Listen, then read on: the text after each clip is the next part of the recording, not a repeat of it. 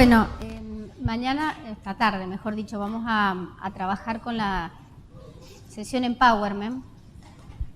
Y una de las cosas que tiene que quedar súper clara es este concepto de proyección que venimos trayendo, porque justamente lo que hace la herramienta es invertir esa proyección.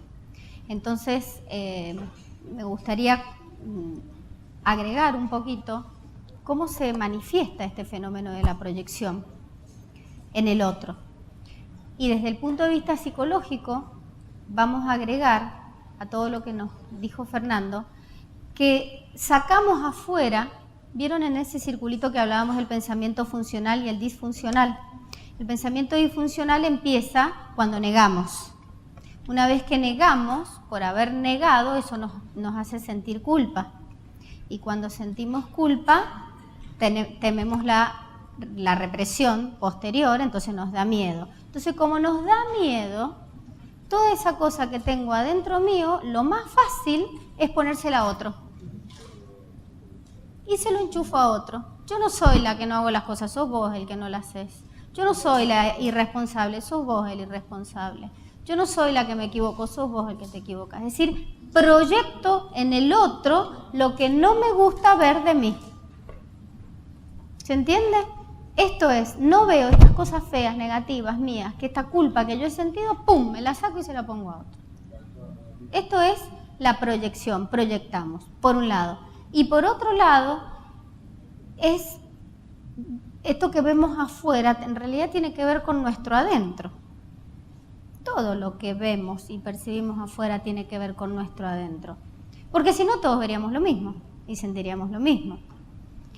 Entonces, si nosotros estamos bien, lo que veamos afuera nos va a resultar maravilloso. Y si nosotros internamente estamos mal, lo que veamos afuera nos va a generar sufrimiento. Es decir, que no tiene que ver con el afuera. ¿Con qué tiene que ver? Con el adentro. Entonces, en definitiva, nos empezamos a ubicar en que todo tiene una causa que es nuestro pensamiento. Entonces, este paradigma del que hablamos es la causa de cómo percibimos y cómo nos sentimos y de lo que vemos afuera. Entonces, por eso es tan importante pensar en nuestro pensamiento. ¿Me van siguiendo? Es el paradigma desde el cual nos paramos para percibir el mundo. Y este paradigma que nosotros hablamos es un paradigma que es uno solo y que es el que nos lleva a un pensamiento disfuncional. Entonces, retomo lo de los dos tipos de pensamiento. El coaching lo que busca, ¿qué es? Conducir la conducta de modo tal que nos genere bienestar. Porque podemos conducirla de dos maneras. O con un pensamiento funcional que nos lleve a conductas que nos generen bienestar, o con un pensamiento disfuncional que nos generen conductas que nos hagan sentir mal o generar sufrimiento o pérdida de felicidad. Entonces, lo que nosotros buscamos permanentemente es revisar y cuestionarnos los pensamientos para transformarlos y desde ese modo llegar a esos estados de bienestar que todos buscamos. Eso es el coaching. Entonces, desde ese lugar y buscando encontrarnos con ese paradigma, ¿cómo hacemos para conducirnos? Como decía Fernando, es no negando el amor, es decir, dando, y esto tiene que ver con la dación. Entonces tomamos la teoría de la comunicación, algunos de ustedes la conocerán seguramente, que habla propiamente de la comunicación entre las personas, pero nosotros tomamos la comunicación como conducta. Según cómo nos comunicamos es según cómo nos conducimos. Entonces hacemos esa relación, es una analogía, y lo traducimos en la dación y no en la comunicación. Por otro lado, les quiero contar también, vieron que al principio hicimos mención de esos pasos 1, 2 y 3, que es de nuestra plataforma en donde ustedes van a poder descargar los libros. Ya tenemos dos libros, uno es la alegoría de la verdad y el otro es la herramienta Empowerment. Lo que vamos a ver a continuación son partes de esos libros para que vean cómo es la gráfica y cómo está quedando todo, que realmente es muy bonito. Fíjense. Esto es parte de la alegoría de la verdad. Aquí está la teoría del dar. lo primero que podemos hablar dentro de lo que es la teoría de la comunicación es que todo comunica. ¿Por qué decimos que todo comunica? ¿Qué les parece? Dentro de la comunicación ustedes saben que no es solamente lo que expresa el lenguaje propiamente dicho, sino todo lo demás que lo hablamos en otra de las leyes. Entonces todo comunica. ¿Estamos de acuerdo con eso? Bien. ¿Cómo traducimos eso en la primera ley del dar? En lugar de decir que todo comunica, vamos a decir que siempre estamos dando. ¿Por qué estaremos siempre dando? Si hay veces que no damos porque negamos. ¿Por qué diremos que siempre estamos dando? ¿Qué les parece? ¿Cómo podemos interpretar esto de que siempre estamos dando? Sí, cosas. Estamos dando un valor o la negación del valor. Pero en definitiva siempre lo estamos haciendo, es decir, que siempre estamos dando. O te doy amor o te doy la negación del amor. ¿Se entiende entonces la primera? Siempre estamos dando, ya sea amor o la negación del amor, pero te lo estoy dando lo mismo. Esa es la primera. Vamos a la segunda. Toda comunicación tiene, lo voy a leer literal, tiene un aspecto de contenido y otro de relación, tal que el segundo clasifica al primero y es por ende una metacomunicación. A ver, ¿por qué cada vez que nos comunicamos están estos dos elementos presentes? Por un lado el contenido y por otro lado la relación. ¿Qué les parece? ¿Cómo incide uno en otro? ¿Por qué uno determina el otro? ¿Qué pasa con un mismo contenido? El mismo contenido en dos relaciones diferentes. Sí. Sí. Cada uno va a tomar esa comunicación de manera diferente o parcialmente diferente de acuerdo a su propia historia, a su contexto. Y ahí es que difiere la relación que yo tengo con las diferentes personas y el mismo mensaje que estoy transmitiendo va a ser captado de manera distinta o sutilmente distinta. No sé si... Es decir, un mismo contenido comunicándolo a una persona no tiene por qué ser el mismo comunicándolo a otra. Es decir, que depende de la relación. ¿Me siguen? A ver. Y ahí es donde aparece la intención, ¿no es cierto? Cuando me relaciono con una persona, mi intención no va a ser la misma que cuando me relaciono con otra persona. Ahí es donde están las diferencias. ¿Querías decir algo? No, es que eso justamente depende del receptor. Por ejemplo, como una vuelta, uno hace una comparación, que de pronto para uno entregar una rosa puede significar un acto de amor. ¿Por qué? Porque a lo mejor cuando se puso de novio le regalaron una rosa, y otro percibe una rosa que lo asocia a lo mejor con un velorio, que fue el fallecimiento de un ser querido. Entonces la comunicación puede ser la misma, pero de acuerdo a lo que vivió el receptor, lo interpreta de una o de otra manera. Por lo tanto, no podemos estar absolutamente seguros que el mensaje que nosotros estamos dando, el otro lo va a recibir de la misma manera. Y hay veces que cuando nos comunicamos con otro, estamos de acuerdo en el contenido que estamos conversando. ¿Sí? Sin embargo, puede ocurrir que no estemos bien en la relación. ¿Les pasa eso?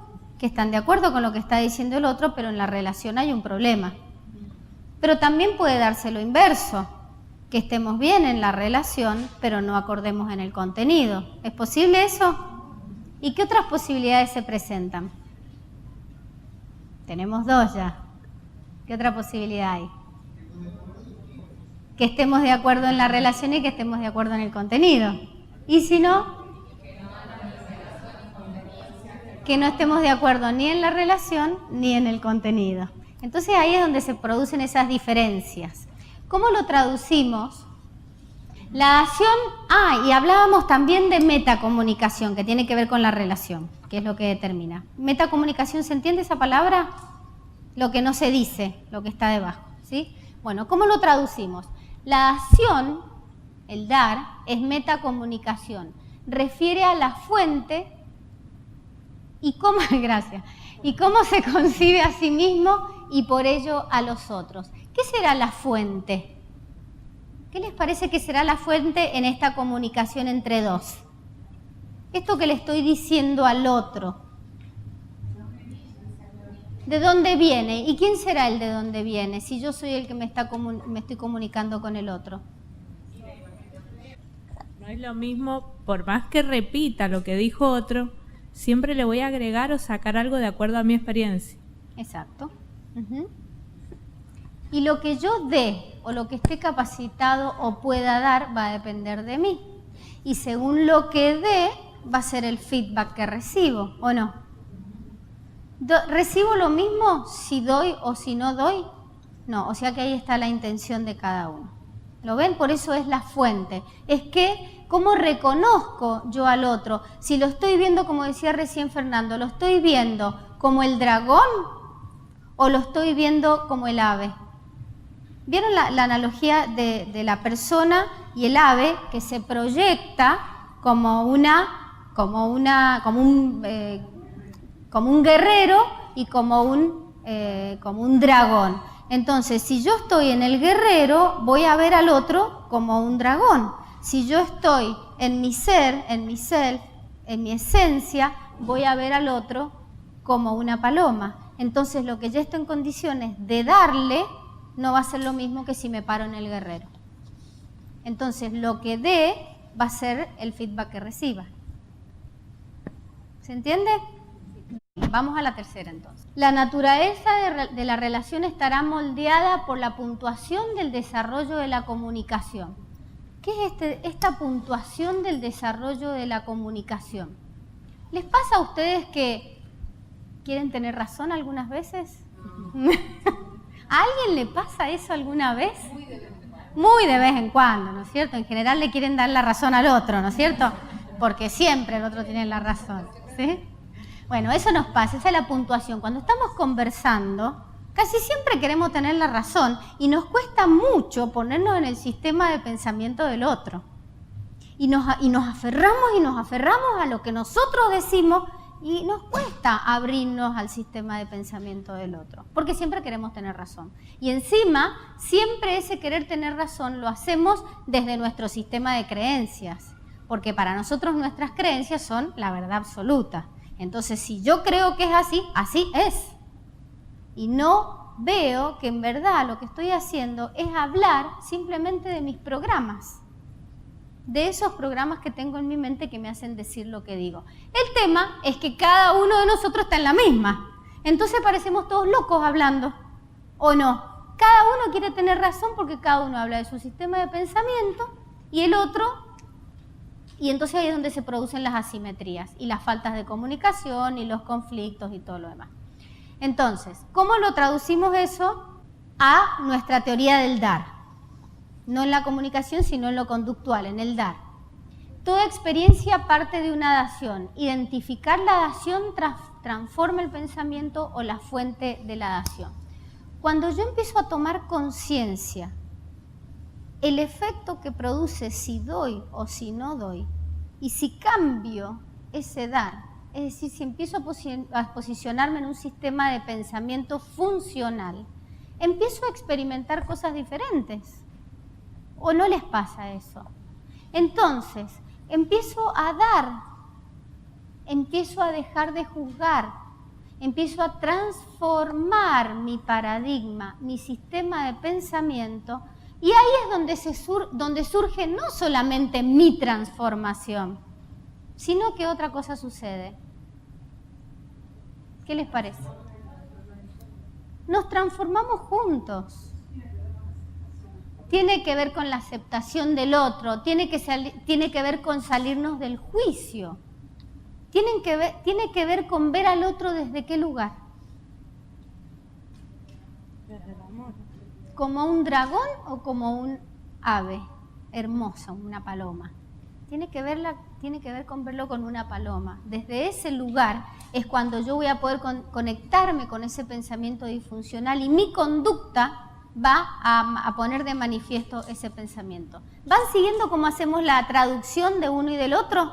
Que todo tiene que ver con la fuente. Cuando yo logro experimentar eso es porque estoy transformando mi paradigma, mi sistema de pensamiento. Y desde ese lugar es donde yo voy a poder entender el sistema de pensamiento del otro. Solamente en la medida en que yo vuelva a mi self es cuando voy a poder verlo al otro. En definitiva, lo que estoy haciendo es reconocerlo.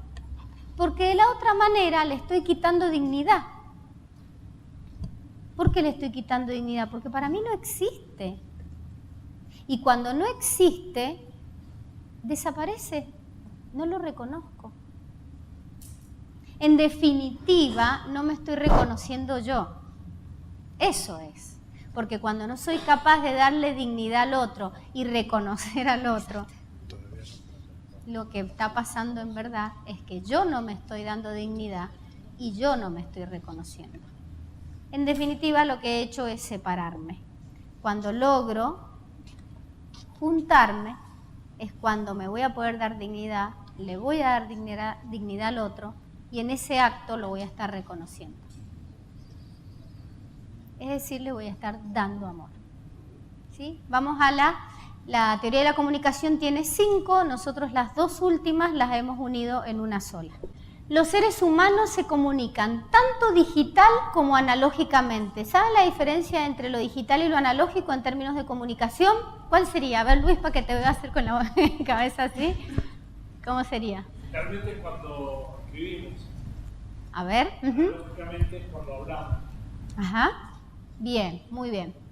El lenguaje digital cuenta con una sintaxis lógica sumamente compleja y poderosa, pero carece de una semántica adecuada, es decir, el significado que nosotros le damos. En la comunicación, imagínense lo que yo estoy diciendo con palabras, que esto es el énfasis que hace en el coaching ontológico, le da un poder enorme a la palabra en sí misma, pero cuando nosotros nos comunicamos, recién ustedes hicieron el ejercicio con Julio, no era solamente lo que estaban diciendo, ¿qué otras cosas estaban involucradas en esa comunicación?